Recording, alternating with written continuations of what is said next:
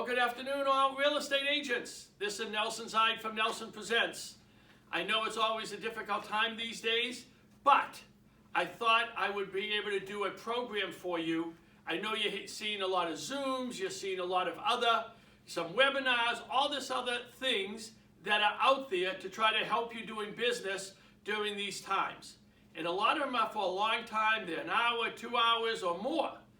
I want to do something shorter, quicker, maybe a little bit more to the point that will help you do some business while you are at home. And I know that sometimes you're home. And there's also things you can do when we get out of our house as well. I know we're all waiting for that to happen, but we can do these all the time. This first program that I'm doing now is called the H.O.P.E program, which is how optimistic people earn more. And I thought that was very appropriate. How optimistic people earn more. And I am really a very optimistic person. I know a lot of you may not be these days, these times, but you know what? I'm still doing business. I know a lot of you are wondering, how am I doing business? And there are things that we can do. There are a lot of things we can do to do our business now, tomorrow, be more prepared for later, because we are going to be doing business. I'm having showings on my listings now. I do still list and sell, even though I speak, but I do list and sell. And I'm getting showings on my listings. I just got off the phone, as a matter of fact, with a seller of mine. He's ready to put his condo on the market. So business is happening, and this is why I think you have to be optimistic in all of this. So let me give you some of the things that may help you attempt to generate some business now, some business later, some business when we come back, but I want to make sure that we have some of these things already.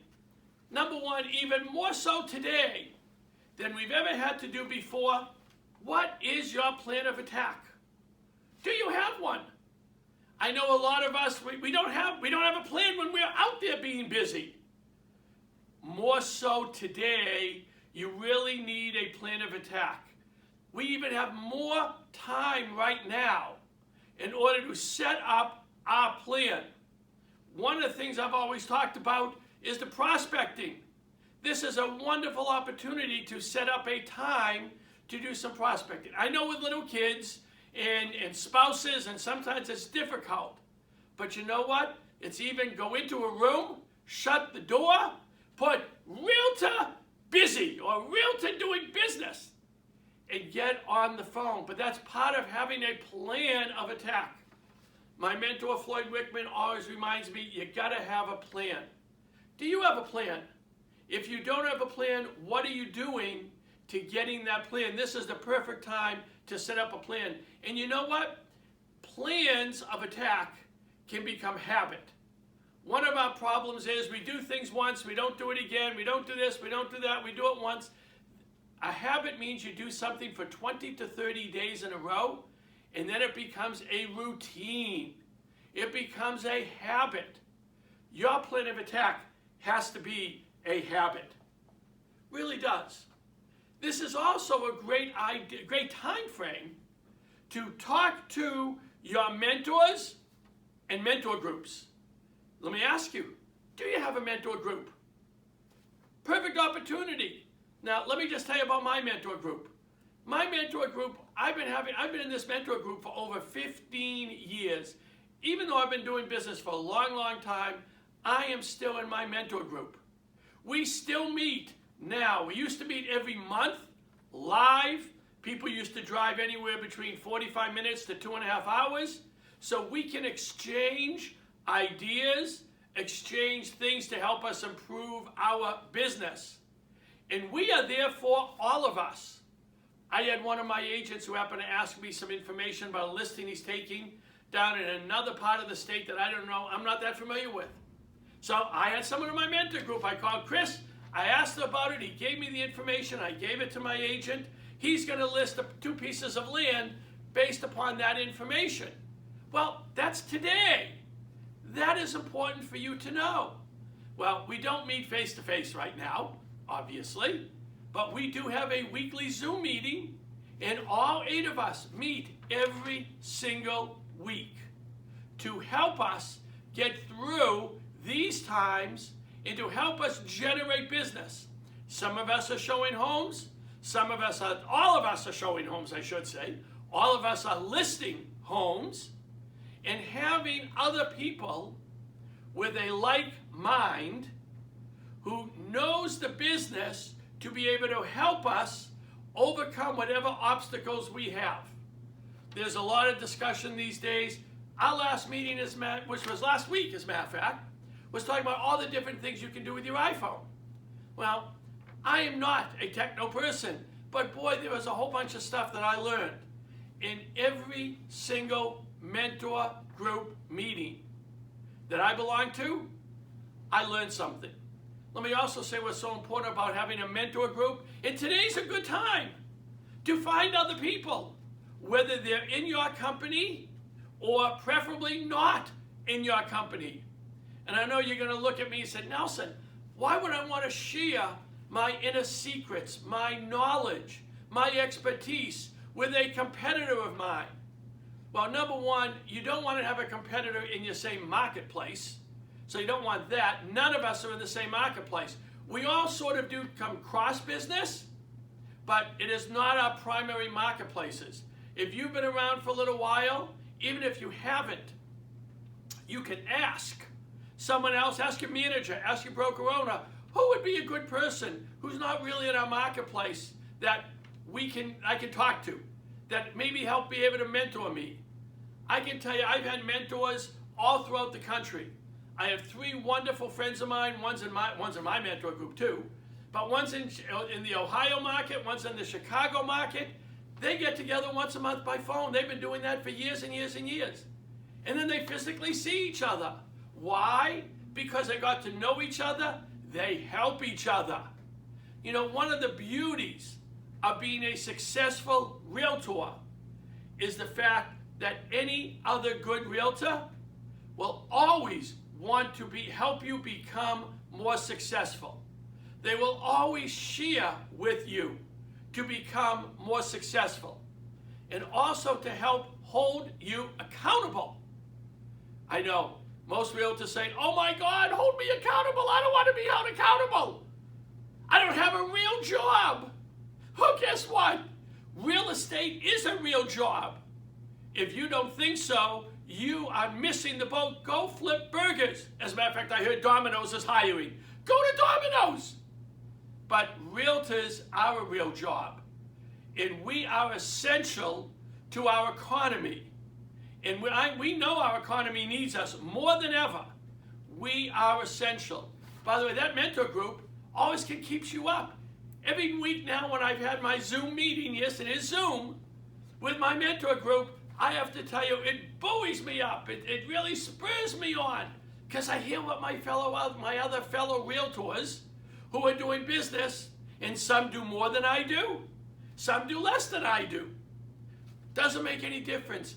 They help spur me on. Let me just tell you a story about one lady that I mentored. She's in the Midwest. She was also a Floyd Wickman person, and I met her there at a meeting. And she begged me and begged me. Said, please help me. I need to do something with my business. I've just switched companies. I want some help. Now, by the way, mentoring is not coaching. There's no charge, nothing. It's mentoring. It is helping a fellow realtor be more successful. That's the whole point. So finally, after begging and begging and begging, I relented and I said, okay, I will help you. Here is my rule. My rule, Nelson's rule, is that we're going to figure out what is the best way for you to do your business and to be successful. And as long as you do all that, then we can continue our mentorship relationship. Once you stop, or you stop doing the things that we talked about, and you don't do the things that you said you were going to do to be successful, we're done. Now, is that hard? That's my Boston accent. H-A-R-D? Yes, that's hard. But you know what? That was my rule. If I'm going to take my time to help someone be successful and spend a lot of my time, I want to make sure they're doing what they're supposed to be doing. So we made an arrangement. After talking about it, here was the plan. The plan was she had to get 1 appointment a day. That was her goal. 1 appointment a day. Buyer or seller, we didn't care. But 1 appointment a day, 5 days a week, not 7. If you're working 7, you're working too many days. And I don't care if you're in a team, not in a team, individually, 1 appointment, 5 days a week. I said, if you get that appointment, 1 appointment 5 days a week, you will be a top agent in your company. She agreed.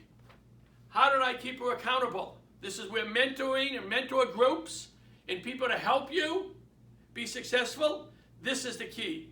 I said, I'm going to call you every night about 6 o'clock. We're going to have a 30-second phone call. And that phone call is going to say, hi, Ruth, I want to make sure that you got your appointment for the day. That's it. And by the way, if you didn't get that appointment for the day, what do you have to do tomorrow? Get 2 appointments. If she went more than 3 days, we were done.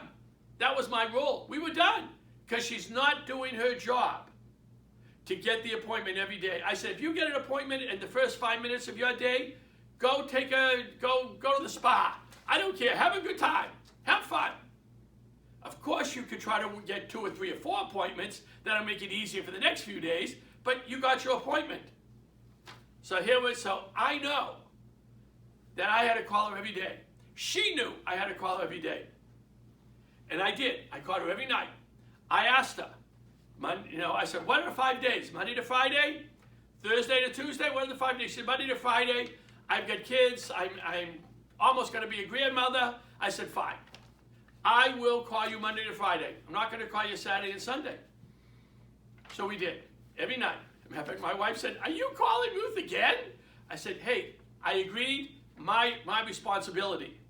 So guess what? I did. For that first year she did this, she went from the bottom of her company's ratings to the #1 agent in her company of 30 people in the Midwest. #1. Why? Because she had a plan. I didn't tell her what to do. I didn't tell her a dialogue. There's lots of great trainers for dialogues and what to do. I told her the plan is to get 1 appointment a day. Now, why do we work on that? Because it's also sort of my plan too. If I can get 1 appointment a day, I know I'm going to be successful. 1 appointment a day. It's not that difficult. Now, in the old days, we used to open up what's called the cross-reference directory and point figure and cold call. Cold calling is for the birds. We don't cold call. I said warm call, warm call, warm call. That's the most important thing. I said there was a story once, and I just got to this cute, so I loved it, of the #1 car salesman in the country. And people asked him, he became a national speaker. People asked him, how do you become the #1? He said, I didn't care where I was. Everybody knew that I sold cars. He said, when I went to football games and people scored touchdowns, I threw up a whole bunch of my business cards like confetti. And people used to get those cards and call me. I didn't care where they called me as long as they called me. Well, guess what? Real estate's a little different. I'm not going to go in the middle of a square, more so now, and throw up a whole bunch of business cards because no one's going to call me. But I can make the phone calls. I can call people. I think that's critical. And that's what she did. And she became the #1 agent in her company at the end of the first year. Now, I really believe that part of that was because of the mentorship and the accountability that she had, because she knew every day I was going to call her. I'll tell you a cute story on this one before we go on. Hopefully you know what fatheads are. If you don't know what fatheads are, but fatheads is the big pictures of ball players that your kids put on the walls. It's called fatheads. My friend Ruth made a fathead of Nelson, put her on her wall. And every one of the agents in that office laughed hysterically when they went into her office to be able to see this. They said, oh, that's Nelson, that's Nelson. But she knew every day at 6, I was going to call her 5 days a week. And she knew she had to make that call because the accountability factor is critical. So if you know how to implement your plan, that's part of the accountability. You have all the time now available to be accountable. You have people that can hold you accountable. I can't tell you hard enough, H-A-R-D, how valuable mentors are.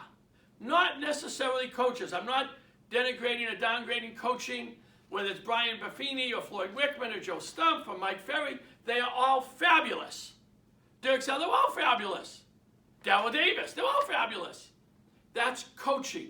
Different ball game. This is mentoring to get you in the right mindset so you will be able to do all the business that you need. Next, do you know your marketplace? Do you know your marketplace? And do you know your marketplace's numbers? You know, if you don't know your marketplace, how can you explain this to a buyer or a seller? And it's not that difficult. As a matter of fact, I was listening to Dr. Lawrence Yun, who is the NAR national economist, who's saying basically in this country, right now, we are not that much down. Some areas are further down than others. But he believes that our spring market is going to be our winter, where usually our winter market is, that's going to be our spring market. He is very bullish on real estate. Now, I am very bullish on real estate. I believe that in most areas of the country, when I traveled all around last year, I asked people, how's your real estate market? And they almost all the time they were saying, here's the issue. Not enough listings, short time on the market, multiple offers, and my buyers sometimes are losing out. Well, guess what? It hasn't changed. We have short inventory right now. There are still buyers out there in the marketplace. And guess what? There are going to be continuing to be a lot of buyers out there in the marketplace. And if you are not working now to start talking to people that you know about the marketplace, you're not going to be ready now. And guess what? You're not going to be ready 30 days, 60 days, 90 days, 120 days from now. Because the other realtors who are taking advantage of the time they have available, because they don't have to run around like crazy all the time, they're going to have a pipeline of buyers. They're going to have a pipeline of sellers. Where is your pipeline? If you don't know your numbers, how can you even start building up your pipeline? You don't know your marketplace. How are you going to build up your pipeline? This is the time. All of your MLSs can give you days on market, can give you list price to sales price ratio. By the way, that's an important one to know. List price to sales price ratio. Why? There are still people out there who are saying, oh, I know I can offer 20, 30, 40, 50 grand below asking, and these sellers are going to sell it to me. Guess what? That's not happening. Not happening. They are not. Yes, there's always, when I say no, nothing is ever 100% in our business. I'll take that back. There is one thing that is 100% in our business. When we close and the properties go on record and you get paid, that's 100%. Anything else before that is not 100%. So therefore, yes, there may be some houses that there's a lot of negotiating. I'm not seeing it. I'm just not seeing it. Whether they're buying it through Zoom, whether they're buying it through FaceTime, whether they're buying it through Matterport, through virtual tours on YouTube, doesn't make a difference. Not many sellers are dumping their properties. They just aren't. Why do they think the buyers? And that's where these buyers need you more than ever to discuss with them what's happening in your marketplace. What is the numbers? What is the list price to sales price ratio? Now, I do know the days on market are longer. I know that. We all know that. But you know what? If these people are going to wait, which is possible, they may be back into competitive bids, which is what you don't want your buyers to be. And for your sellers, if they take the precautions. Believe me, we can all take precautions. We'll do it right. Let's not do open houses, not the right thing to do. But do it right, those homes are selling. They are getting offers because there are people still have to live. There are still people who are working and working their buns off to be able to make an income and to make a living. Guess what? You better know your numbers. If you don't know your numbers and you don't know your marketplace, how are you going to talk intelligently with the people out there in the marketplace? How are you? Next, do you know your dialogues? Now, I'm a big dialogue person. I want to let you know I am not a memory dialogue person. There's a big, big difference. Do not memorize any dialogue. Why don't you memorize any dialogue? Because the problem is the person on the other side, buyer, a seller, a lender, a lawyer, title company, they don't know their lines. If they don't know their lines, and you say your dialogue, and they say something that you weren't expecting, how are you going to respond? Does that make some sense? Think about this. Know your dialogue. Now again, I am a huge dialogue person. There's lots of trainers out there who use a lot of dialogues. But almost everyone that I know these days, and I don't care whether it's Darryl Davis or Joe Meyer or whoever is out there, they always say the same thing. They do say, know your dialogue, but they don't tell you to memorize a dialogue. I tell you, one of my favorite people is Darryl Davis. He's a good friend of mine, and he loves stories and metaphors. If you are not using your stories and metaphors as part of your dialogue, I believe you are really missing the boat. Now, stories and metaphors are not memorized dialogues. They are stories and metaphors that help you illustrate the point you are trying to make to your buyer and seller. You're the one as a realtor who has to talk intelligently to your buyer and sellers out there. You need to have some good stories. You need to have some good metaphors. You know, and my other person who I think is probably the dialogue king, and I think Darryl learned this from him, is my friend Floyd Wickman. If you want to know the king of dialogues, Google Floyd Wickman. Go to Floyd Wickman on YouTube. That's Floyd Wickman, for those of you who still don't understand my Boston accent. Go on YouTube for Floyd Wickman. He is the dialogue king as far as I'm concerned. He is so strong in that. So strong. But you know what? You listen to him very carefully. I've known Floyd over 20 years. He's been a personal friend and a mentor. And I know whenever I see him, it looks like he has memorized all his dialogues. I can tell you he hasn't memorized any of them. He knows the point. He knows what he wants to say. He knows how he wants to say it. He knows the questions to ask these people. He knows all of that. It sounds like he's memorized his dialogues. No, he's memorized the concept. He's memorized the point he wants to make. And when I've listened to him, sometimes he says the same point 4 different times. 4 different times. But it's the same point. How does he do that? He knows his dialogue. How comfortable are you? Do you know your dialogue?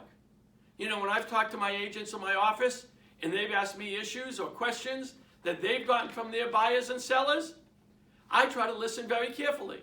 Now, sometimes I get excited and I interrupt. I don't know why people say I interrupt. Patience is not one of Nelson's best virtues. But I may interrupt. But you know what? I listen carefully. And then I say, well, did you try this dialogue? Did you try this story? Did you try to say it in this way? If you haven't, why not? And a lot of times, you know what their answer is? You know why? Because they learned one, and they even partly may have memorized it, but they haven't learned always 2 or 3 or 4 different points to make. And the question is, do you know 2 or 3 or 4 different points to make with your folks?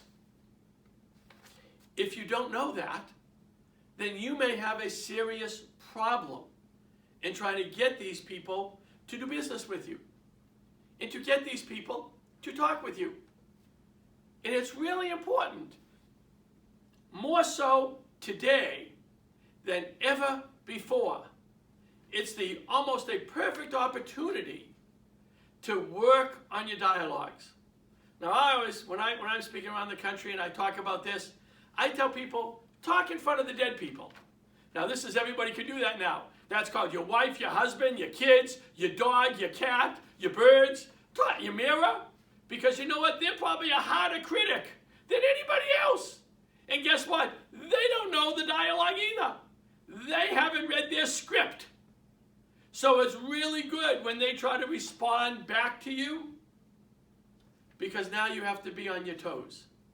If you have your spouse, your significant other, your older kids, as a matter of fact, when you watch some of the live at-home TV shows and you see the little kids there, it's hysterical because they don't know their script either, but yet they're live. And it's so much fun. Practice. This is the best time to practice your dialogues. It goes back to what I said in the beginning. Do you have a plan of attack? Part of your plan of attack is to practice your presentations. Most of you are with wonderful companies. They have listing presentations. They have buyer presentations. These are things you have to practice. I am a big fan of doing buyer consults, of doing seller consults. And you all have listing presentations, listing manuals, buyer manuals. You all have this available. And a lot of times you said, oh, I'm just going to take it with me. Oh, I'll just give it to the people. And you haven't practiced what was in the manual. You haven't practiced what was in the presentation. Now you could give it, you could give it through an iPad, you could give it through an iPhone if you want, you can give it to it on paper, you can give it on a booklet. It doesn't make any difference. The point is, the people who you are talking to, you need to convince them you are the best thing since sliced bread. If you can't convince them you're the best thing since sliced bread, you're not going to get the business. And let me just give you an aside to this. Every buyer and every seller that you talk to deserves, repeat, deserves, I will spell that, D-E-S-E-R-V-E-S, deserves a consult presentation with you. They deserve it. And you say, no, they're good friends, they will refer to me, oh, I don't have to do all this. They'll buy or sell from me. And I'm going to tell you, horse manure. Not guaranteed. I had a possible listing, and I took it for granted. And a lot of times when I take, the few times I still do now, which I hate myself, I still do now, I know I blew it when I walked out. I knew it. And when I called them back to follow up, they told me, yeah, they gave it to somebody else. And I apologized. I have to tell you, I apologized to that seller. Why did I apologize? I made the mistake. I made the mistake. I assumed, you all know what happens when you assume anything. I assumed that, oh, they referred to me, they're going to give me the listing, not a problem, blah, blah, blah. I assumed that. And you know what?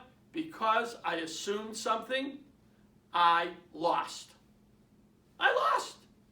I wish I could say I get them all. I don't get them all. I only get a few. Well, I shouldn't say get a few. I get more than I lose, way more than I lose. You should be doing the same thing. But I assumed I was getting it instead of doing the type of presentation that I should be doing.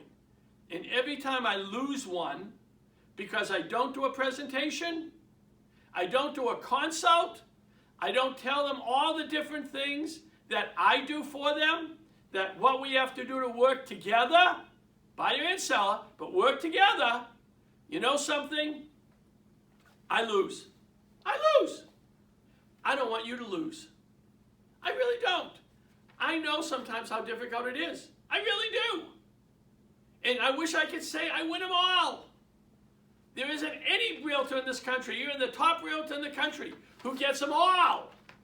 They may be getting 98%, but they don't get them all. You're a good realtor. My hope for you is that you will get your fair share. Or how about more than your fair share? M-O-R-E. More than your fair share. That's my hope and desire for you, that you will get more than your fair share out there. How do you get that? you have to know your dialogues. You have to know how to do a consult. As a matter of fact, happens to be the title of my second book, Be a Consultant, Not a Salesperson. I'm not here to sell you anything, but be a consultant, not a salesperson. Now, how did I come up with that? And it really stuck in my head, I had an agent who came to me one day, Nelson, I got 5 listing appointments. 5 this week. She hadn't had 5 in 6 months. I was thrilled to death, thrilled. 5 listing appointments. I waited for the week. I spoke to the next week. So I said, Susan, how'd you do? How many did you get?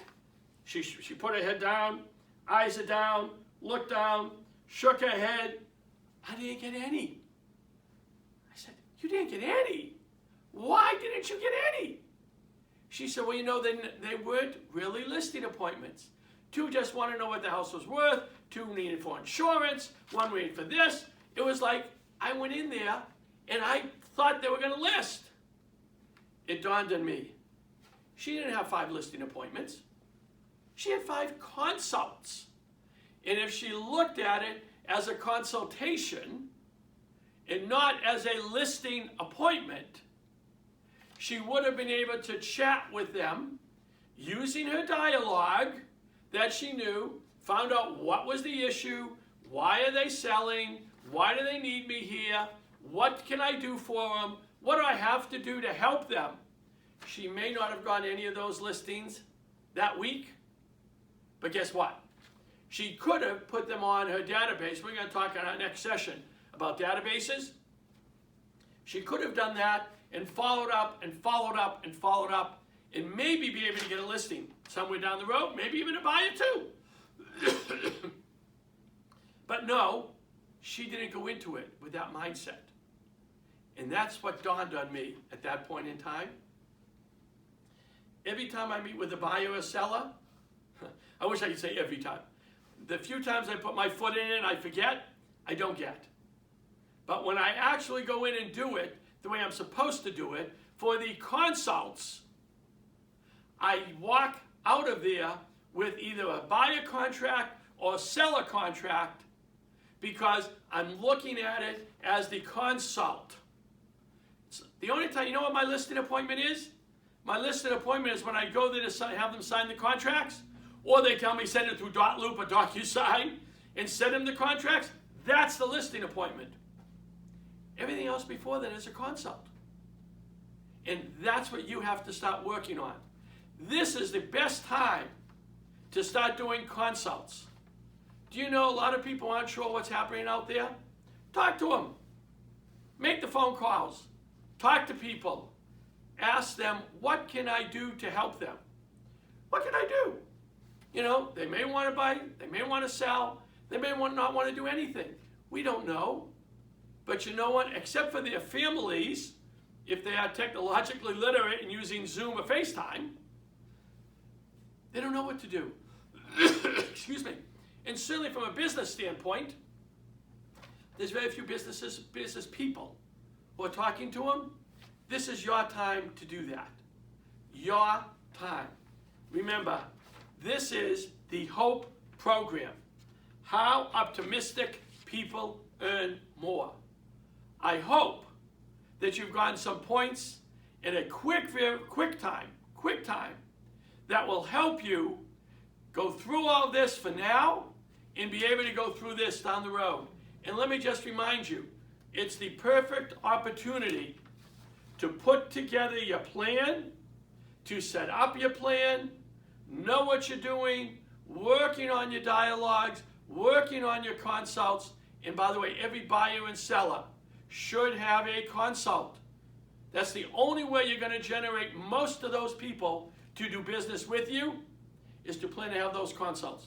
If you don't plan to have the consults, you're not going to get as much business as you really could. I really hope this helps you. I hope you are staying safe, and I hope you are going to be as successful as you possibly can. Thank you so much. This is Nelson Zide.